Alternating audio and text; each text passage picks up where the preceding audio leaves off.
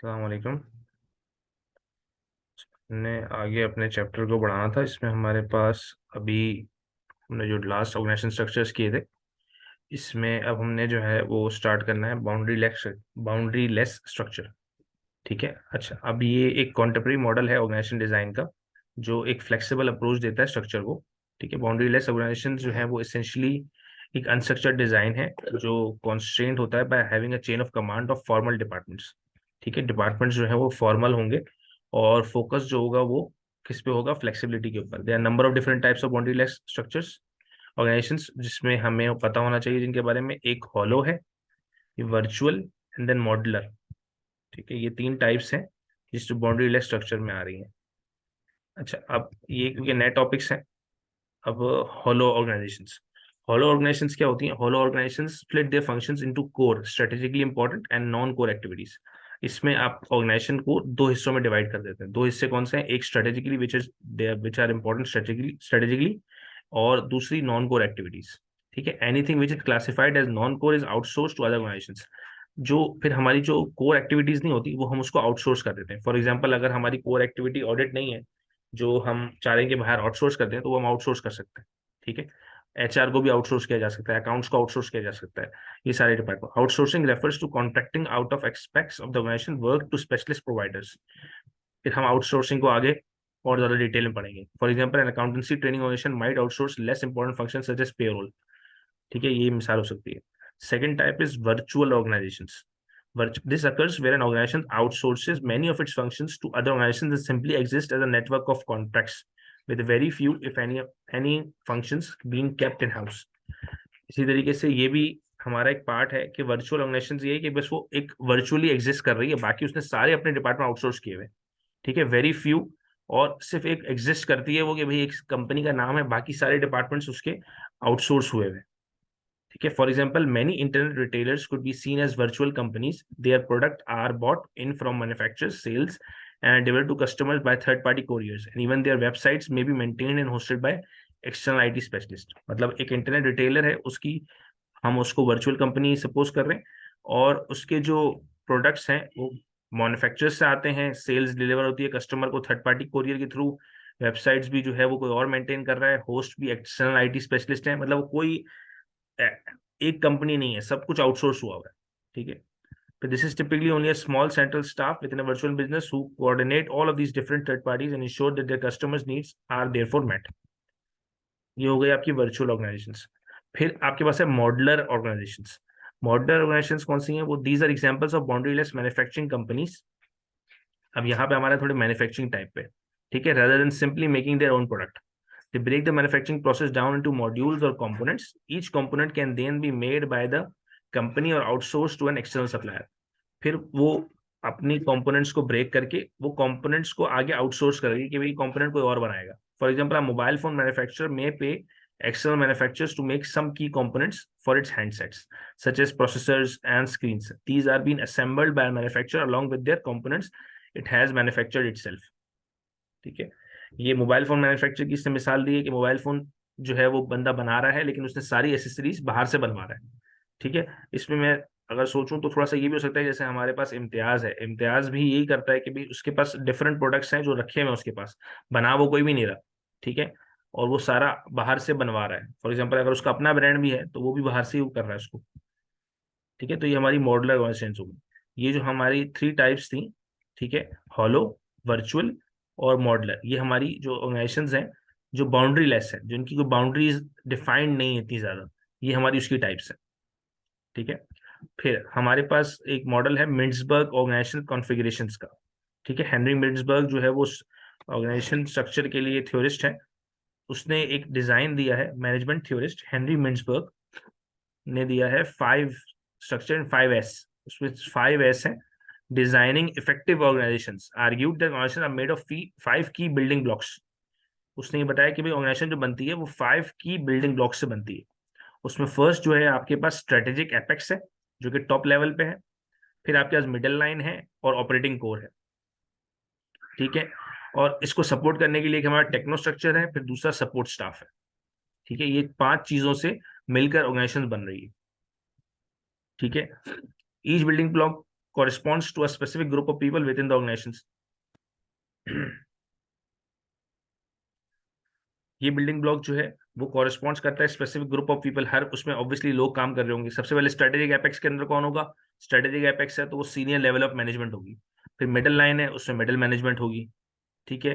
फिर operating core है, वहां पे वो लोग जो वर्कर्स इन्वॉल्व होंगे डे टू डे वर्क में वो काम कर रहे होंगे। टेक्नो स्ट्रक्चर जो टेक्निकल इनपुट दे रहा होगा, ठीक है, typically relating to standardisation of organisation procedures. They are analyst who plan and control the work of others, ठीक है, ये टेक्नो स्ट्रक्चर वाले होंगे, ठीक है। फिर सपोर्ट स्टाफ जो एडमिनिस्ट्रेटिव सपोर्ट कर रहा होगा, इनडायरेक्ट सर्विसेज प्रोवाइड कर रहा होगा, accounts, admin, HR, that's all.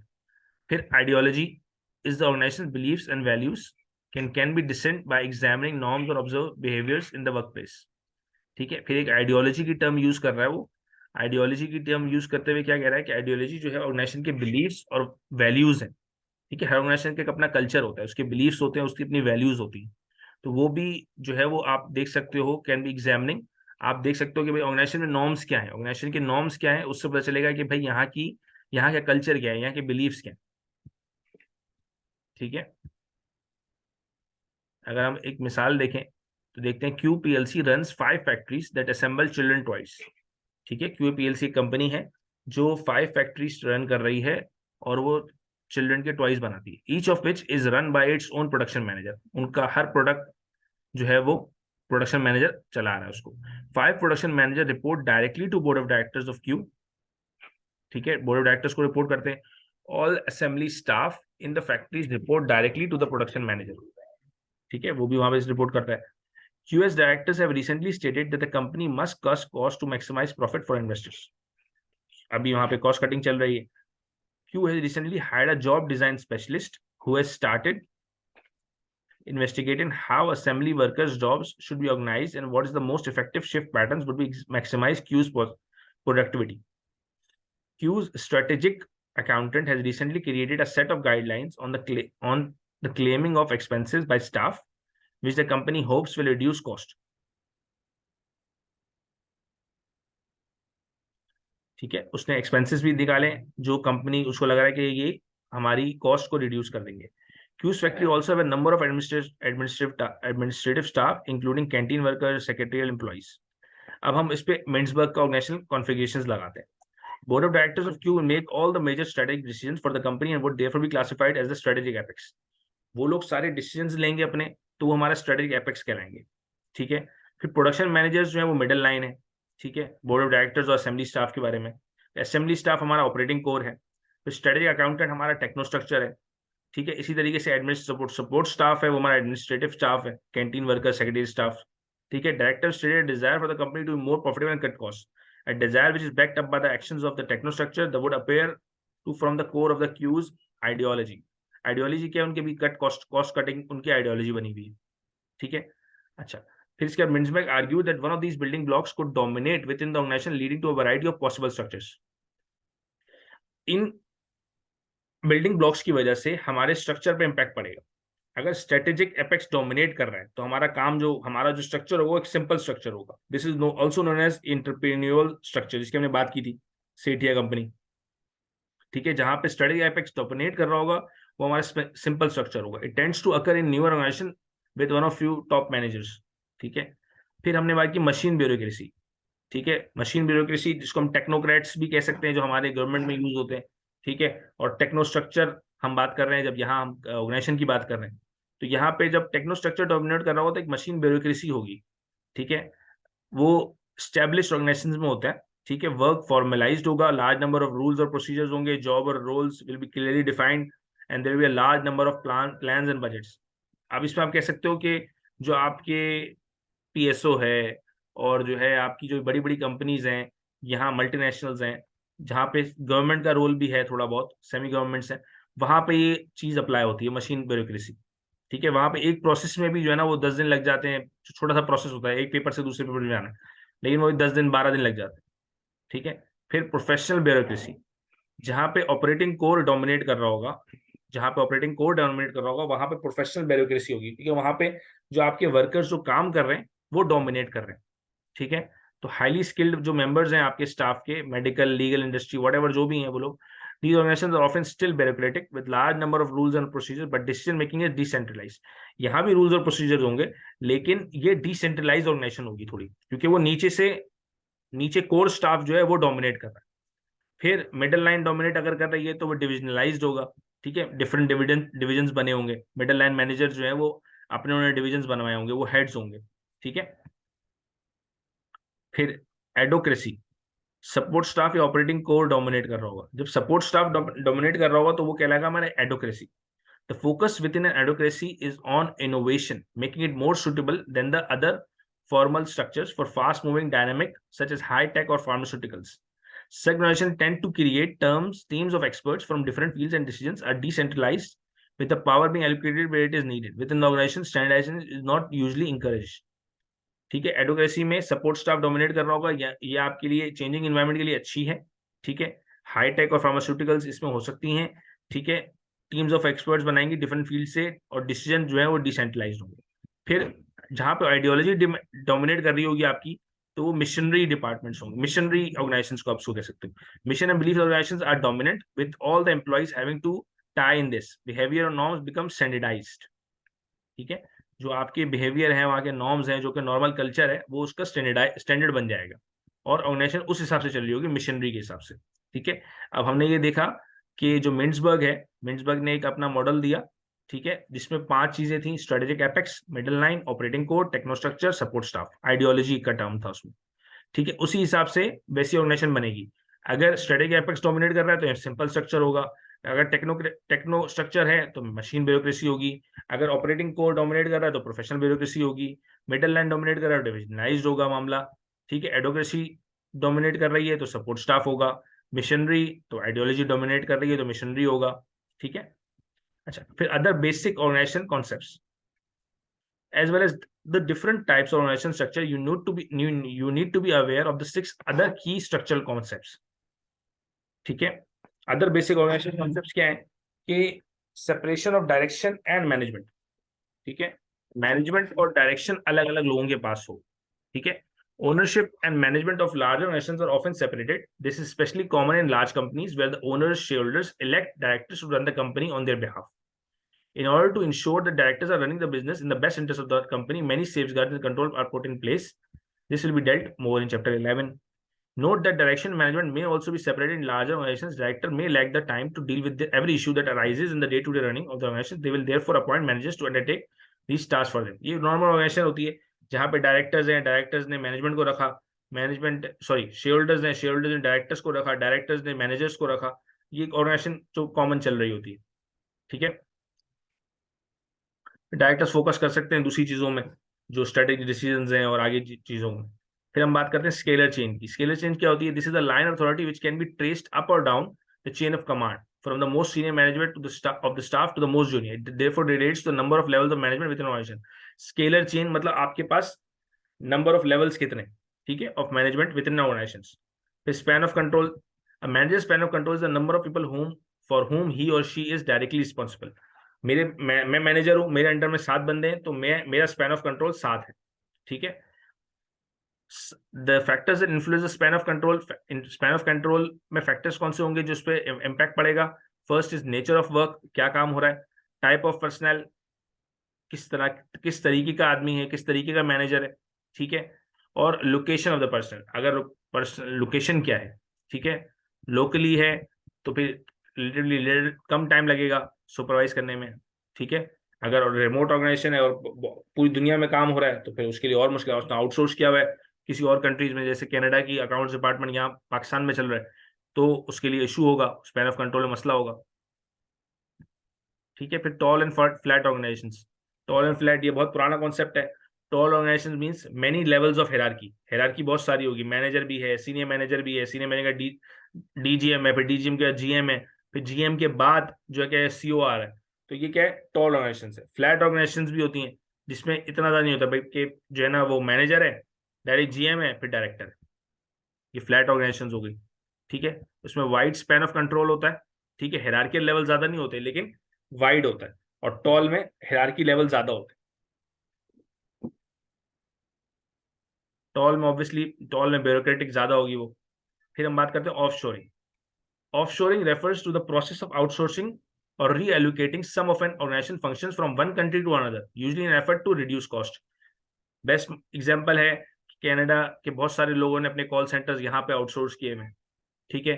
बहुत सारे कनाडा के लोगों ने अपने अकाउंट्स यहाँ पे अमेरिका में अकाउंट्स यहाँ पे आउटसोर्स किया हुआ है। क्यों? क्योंकि वहां पे डॉलर में उनको देना पड़ता है, यहाँ पाकिस्तानी रुपीज में देना पड़ता है, और डॉलर का उनको इम्पैक्ट फायदा भी मिलता है, बेनिफिट भी मिलता है, तो यहाँ पे उनकी कॉस्ट कम हो जाती है, ठीक है। बहुत सारी ये ऑफ शोरिंग क्या है कि आप अपने आउटसोर्स करो डिपार्टमेंट लेकिन within another country.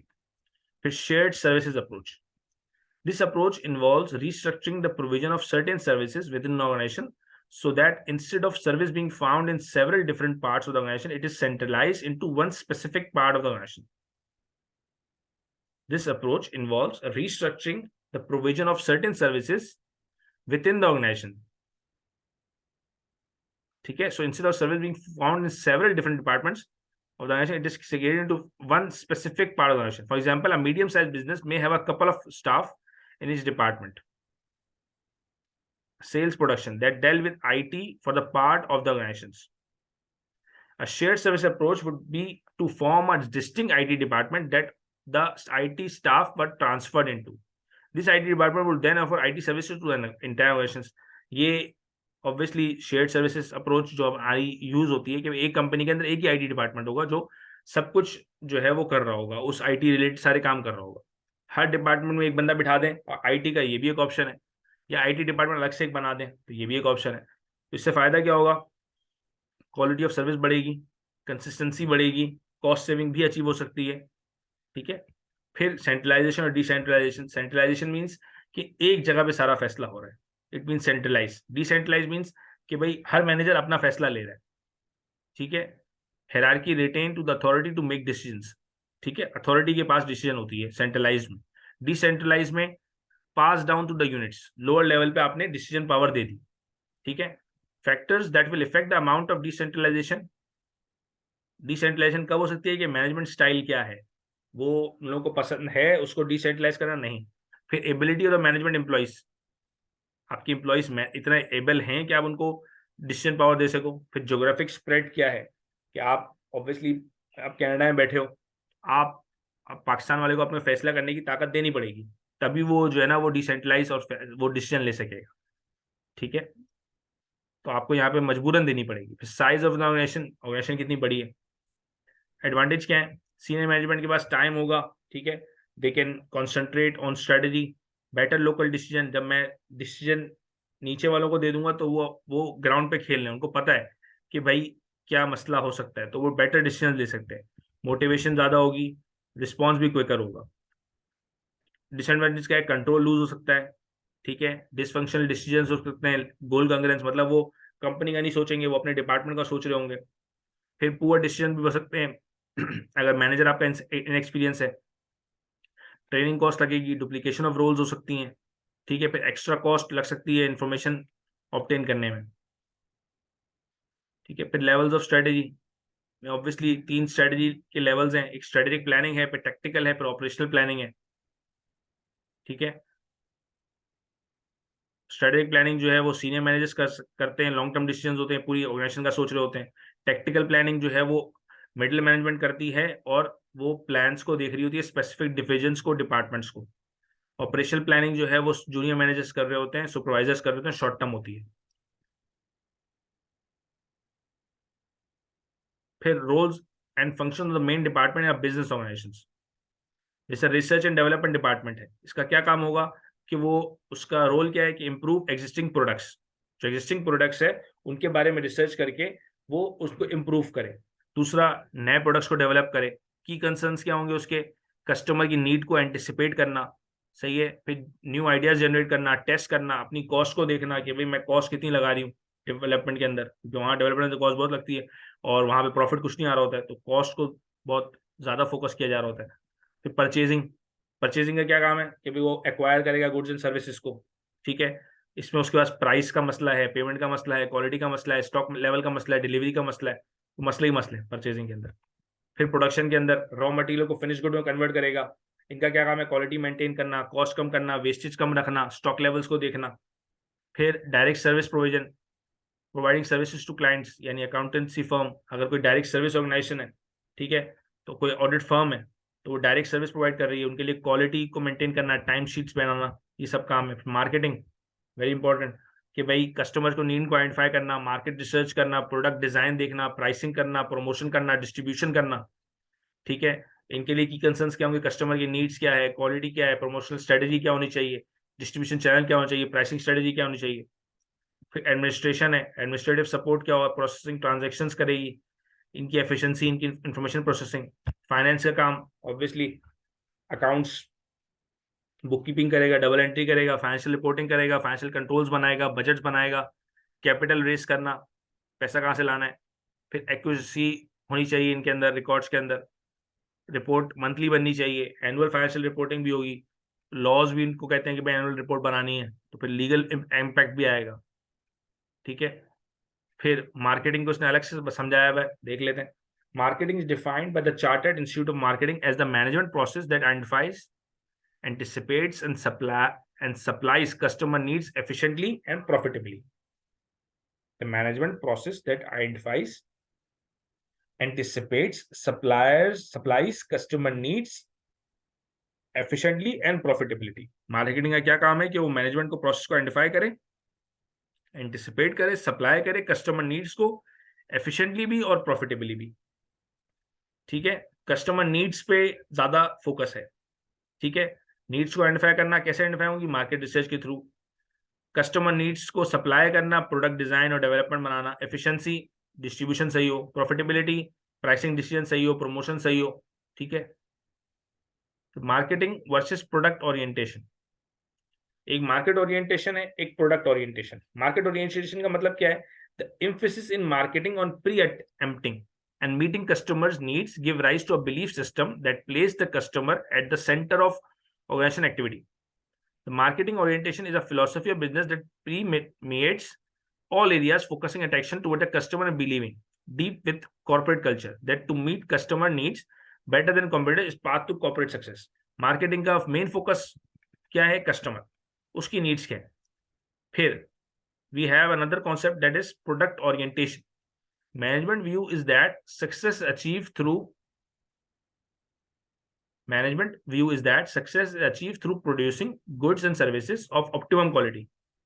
The major task is to pursue improved research and development and extensive quality control services. ठीक है। While customers will generally welcome a better product, this approach has the following dangers. ठीक है, आपकी अगर चीज अच्छी होगी तो बिकेगी, मकसद ये प्रोडक्ट ओरिएंटेशन में, ठीक है। लेकिन इसमें फॉलोइंग डेंजर्स है। Cost escalate in the pursuit of perfect product, अगर आपने परफेक्ट प्रोडक्ट बनाने की कोशिश की तो वो चीज महंगी बन जाएगी, महंगी के लिए फिर आपके पास बिकना बहुत मुश्किल हो जाएगा, ठीक है। फिर अगर हमने कस्टमर को फोकस नहीं किया हो तो प्रोडक्ट में ऐसी कोई चीज होती है कस्टमर को पसंद ना आए, ठीक है। तो ये हमारी दो हो गई, तो प्रोडक्ट ओरिएंटेशन, एक मार्केटिंग ओरिएंटेशन। मार्केटिंग में कस्टमर फोकस, प्रोडक्ट में orientation of product focus. Then we have a marketing mix which is called 4Ps. Marketing mix is a set of controllable variables that the firm blends to produce desired results from its chosen target market. There are 4 basic elements, 4Ps, which must be managed to satisfy customer needs at a profit. आपने 4Ps को satisfy करना है ताकि आपकी marketing अच्छी हो। सबसे पहले प्रोडक्ट, आपके फीचर्स सही हो, ड्यूरेबिलिटी हो, डिजाइन हो, ब्रांड नेम हो, पैकेजिंग हो उसकी अच्छी, आफ्टर सेल आप सर्विस दे रहे हो, वारंटीज हो, गारंटीज हो, ठीक है। जैसे हम आफ्टर सेल सर्विस आपको दें कि भाई हम लेक्चर दे देंगे, उसके बाद हम आपकी क्यूरीज को भी सॉल्व करेंगे, ठीक है। तो आफ्टर सेल सर्विस होनी चाहिए, ठीक है। फिर place there should be a place, जैसे हमारे पास वर्चुअल ऑर्गेनाइजेशन में प्लेस नहीं है, ठीक है, लेकिन sometime place is very important, सही है। लोग अपनी यहाँ पे अब वर्चुअल में आपकी वेबसाइट आपकी प्लेस है, ठीक है। वो हम आगे जो है ना, वो जब आईटी की बात करेंगे तो हम वहाँ पे अलग पीस हैं उसके, वो हम डिस्कस करेंगे। फिर प्रमोशन, आपकी एडवर्टाइजिंग अच्छी हो, ठीक है, फेसबुक को यूज कर रहे हैं, इसको यूज कर रहे हैं, ये सब सारी चीजें। फिर प्राइस लेवल्स अच्छे हो, डिस्काउंट आप दे रहे हो, सारी चीजें हो, इंस्टॉलमेंट की फैसिलिटी दे रहे हो, ठीक है। फिर मार्केटिंग मिक्स, एडिशनल डिटेल, ठीक है। एक according to some Kotler et al, marketing mix is a set of controllable tactical marketing tools that a firm blends to produce that response it wants in the target market, Hence, in an effective marketing program, all those elements are mixed to successfully achieve the company marketing objectives. Marketing mix is concerned with how to influence consumer demand and is primarily the responsibility of the marketing department as outlined above. The mix is made up of price, जिसे हमने बात की कि price होनी चाहिए सही. Ammunition may attack competitors by reducing price or increasing the size of the same money. The question of price policy in terms of competitor may be stated as Jet Petrol statement, we always sell at 1-2p below the market leaders. ठीक है, आप 1-2% सस्ता बेचेंगे. Promotion advertising आपकी अच्छी हो, money back coupon, special prices, sale लगी हुई है 24 महीने 12 महीने सेल लगी हुई होती है हर जगह. ठीक है. प्लेस आउटलेट्स, जोग्राफिक लोकेशंस आपकी अच्छी हो. Product refers to anything offered for attention. ठीक है. बियॉन्ड द 4 पीस इसने और बताएंगे कुछ चीजें. पीपल, आपका स्टाफ अच्छा हो, रिस्पॉन्स कर रहा हो. ठीक है. लोग अच्छे नहीं होंगे अगर काउंटर में बैठे हुए तो बंदा नहीं आएगा. प्रोसेसेस अच्छे हो. ठीक है. फिर फिजिकल एविडेंस. ठीक है. Testimonial reference regarding the propose services. Physical evidence हो. हमने यूट्यूब चैनल बनाया हुआ है लेक्चर्स के लिए, तो फिजिकल एविडेंस मौजूद हो. ठीक है. फिर product issues. There are two main product issues to consider: product definition, product positioning. Product definition. The main issue regarding product is to define exactly what the product should be. This can be done on 3 levels. ठीक है. ये हम 3 levels पे कर सकते हैं.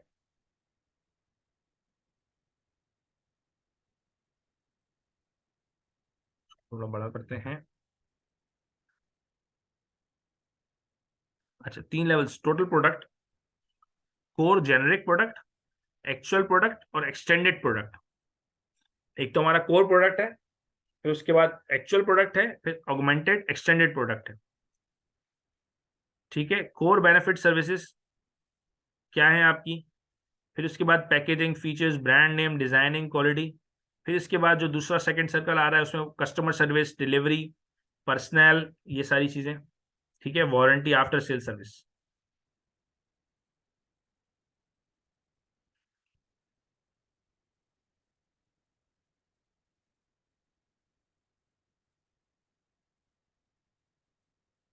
बहुत छोटा हो गया.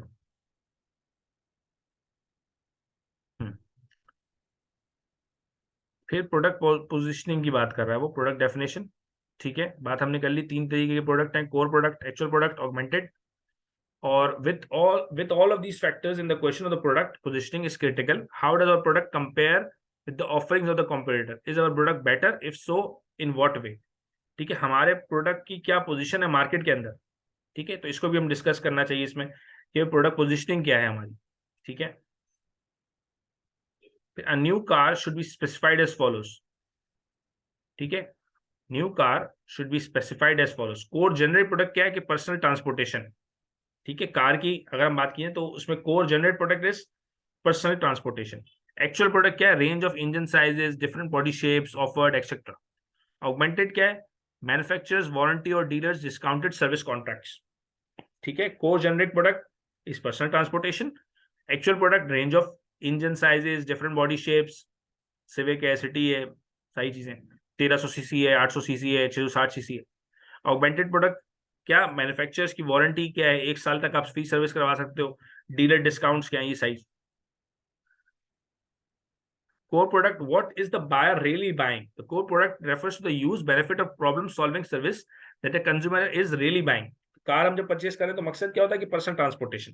तो that is our core product. Actual product क्या है. टेंजिबल प्रोडक्ट और intangible service. That service serves as a medium for receiving core product benefits. किस चीज से आप बेनिफिट ले रहे हो, तो वो गाड़ी से आप बेनिफिट ले रहे हो. ठीक है. फिर augmented product consist of the measures taken to help the consumer put the actual product to sustain use. ठीक है. आगे चलाने के लिए जो हमें चीजें चाहिए होंगी वो ऑगमेंटेड प्रोडक्ट हो गया. ठीक है. तो कार की मिसाल से काफी क्लियर से समझ आ जाए. फिर प्राइसिंग इश्यूज. प्राइस को हमें डालते हुए 4 चीजों को देखना पड़ेगा. 4 C's. कॉस्ट, कस्टमर वो क्या देना चाह रहा है, कंपटीशन, कंप्यूटर क्या बना, कंप्यूटर की क्या प्राइस है, और कॉर्पोरेट ऑब्जेक्टिव्स. ठीक है. क्या कॉर्पोरेट ऑब्जेक्टिव्स है, क्या आपकी प्राइसिंग स्ट्रेटजी है. ठीक है. तो 4 C's क्या है. Cost, customer, competition, corporate objectives. ठीक है. फिर हमारे पास कुछ प्राइसिंग स्ट्रेटजीज है. Cost plus pricing. कॉस्ट के ऊपर आपने प्रॉफिट ऐड किया, प्राइस बता दी मार्कअप ऐड करके, या हम पढ़ चुके हैं एफए के अंदर, फाइनेंशियल अकाउंटिंग में। पेनिट्रेशन प्राइसिंग, आपको मार्केट में अभी पेनिट्रेट होना है, ठीक है, नया नया नए आप आए हो मार्केट में, तो पेनिट्रेट होने के लिए आपको प्राइस लो रखनी पड़ेगी, ठीक है, this is called penetration pricing. फिर perceived quality pricing, high price is set to reflect create an image of high quality. Apple के आईफोन सस्ता बेचेंगे तो बोलेंगे यार ये तो सस्ता हो गया, तो उस चीज को हमेशा हाई रखा जाएगा। प्राइस डिस्क्रिमिनेशन, कि भाई रेट्स डिफरेंट रखे आपने, ठीक है, for the same product in different markets, ठीक है। फिर going rate pricing, price are set to match competitors, competitor ने जो प्राइस रखी हुई आपने वही बेचना पड़ेगा। जैसे कोक और पेप्सी की अक्सर प्राइसेस सेम चल रही होती है।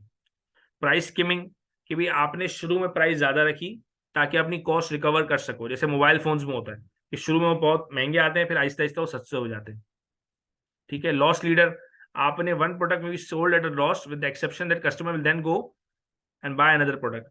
मैंने कहीं अरसे सुना था कि डंकिन डोनट्स जो है हमारे पास, वो ये लॉस मेकिंग प्रोडक्ट था आईबीएल ग्रुप का, लेकिन वो उसको चला रहे थे क्योंकि एक ब्रांड इमेज थी, इस वजह से उसको बंद नहीं कर सकते थे। अब वो शायद प्रॉफिट में आ गई हो, मुझे नहीं पता, लेकिन उस वक्त वो लॉस मेकिंग था, लेकिन उसको चलाते हैं ताकि जो है वो कंपनी की इमेज खराब ना हो।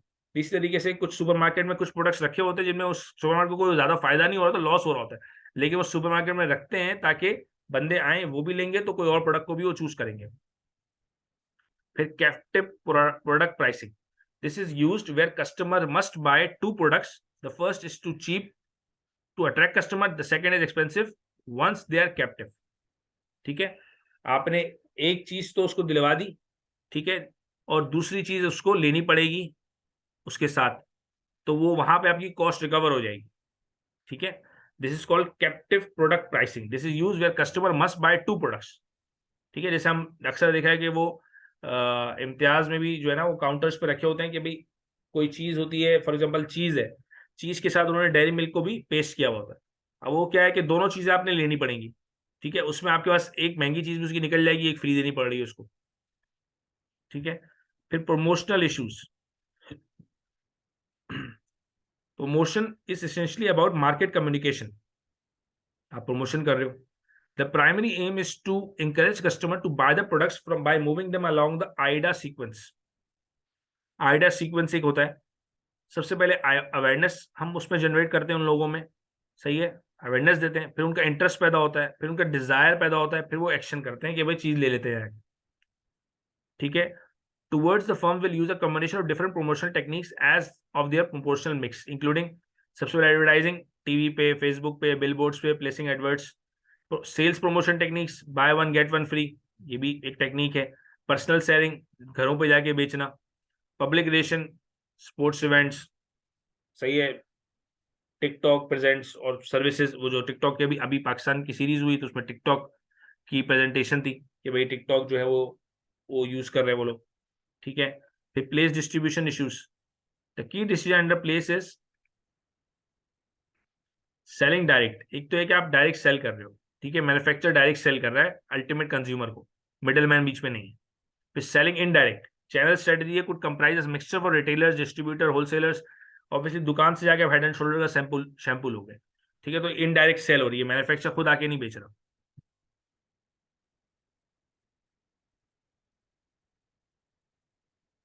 ठीक है। फिर the strategic marketing process, the marketing process impacts the strategy planning process of an organization as follows. Strategic analysis of the firm and its business environment. Market analysis will include analysis of brand strength, product quality, reputation, etc. आप strategic analysis कर रहे हो अपने product का, तो उसमें आप brand strength को देखोगे, अपनी आपका ब्रांड की क्या स्ट्रेंथ है, ठीक है। फिर कंपटीशन कैसा है, फिर मार्केट रिसर्च को देखोगे, फिर detail analysis of the customer expectations and power, customer expectations क्या है, पावर क्या है, कस्टमर की पावर क्या है आपके ऊपर, ठीक है। फिर strategic choice, marketing decision include decision regarding which product to sell, कौन से प्रोडक्ट बेचने, सेगमेंट कौन से सेगमेंट में बेचने, कौन सी मार्केट को टारगेट करना है। Develop strategy for each of the marketing mix variables, क्या स्ट्रेटजी बनानी है हर वेरिएबल के लिए, फिर उस स्ट्रेटजी को इंप्लीमेंट करना, बजट सेट करना एडवर्टाइजिंग के लिए, सेटिंग टारगेट्स, फिर मॉनिटर करना, कंट्रोल करना, ठीक है। फिर we have strategic marketing further analysis, market research किस तरह हो सकती है, एक डेस्क रिसर्च है, ठीक है। आप इंफॉर्मेशन देखोगे, गवर्नमेंट स्टैटिस्टिक्स देखोगे, डेमोग्राफिक डेटा देखोगे, सही है, न्यूज़पेपर्स पढ़ोगे, साइड ट्रेंड्स देखोगे कि भाई आजकल क्या चल रहा है। फिर फील्ड रिसर्च, फील्ड पे जाके लोगों के पास जाके लोगों से पूछोगे, ठीक है। फिर टेस्ट मार्केटिंग, अपना प्रोडक्ट लॉन्च करके दिखाओगे, लोगों को सैंपल दोगे, उससे आपको इन्फॉर्मेशन मिलेगी भी लोगों की क्या जरूरत है, क्या नीड्स है, उनसे पूछेंगे, ठीक है। फिर strategic choice, market can be segmented in many different ways. आप ज्योग्राफिक तरीके से उसको तोड़ सकते हो कि भाई मैं जो है वो पाकिस्तान में बेचूंगा, इंडिया में बेचूंगा, बांग्लादेश में नहीं बेचूंगा। डेमोग्राफिक तरीके से बेच सकते हो, क्योंकि यूट्यूब पे वीडियो अपलोड करते हैं तो वो पूछता है कि भाई ये बच्चों के लिए है या कितने एज के लिए, तो डेमोग्राफिक तरीके से आप उसको तोड़ सकते हो। फिर साइकोलॉजिकल तरीके से, फिजिकल तरीके से, other older people are more security conscious, आपने इंश्योरेंस बेचनी है तो उनको बेचनी है। फिर socio economic, class based system पे भी जा सकते हो कि भाई इलीट क्लास को आप कैटर कर रहे हो। फिर सही है, attractive segments can be selected using a range of criteria.